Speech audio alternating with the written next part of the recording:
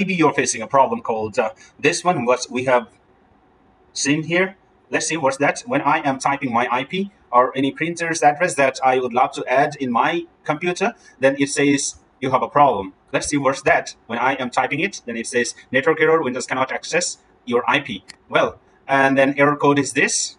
4F8 in the last 3 digits. You cannot access this shared folder because your organization's security policies block unauthorized guest access. These policies help protect your PC from unsafe or malicious device on the network. Well, what you need to do is just go to run and then type dpedit.msc and then press enter. Then after entering there, you will have this option. And then here is another option that is called administrative templates under computer configuration. Then go to the network and then find out landman network or landman workstation.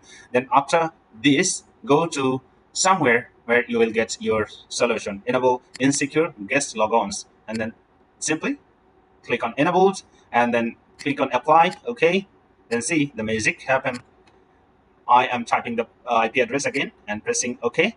I will get the access of my network or the device what I would love to add or where I am to access. Thank you so much. Maybe you have got to the solution. If still it's the problem, let me know. I will give you the solution again. Thank you.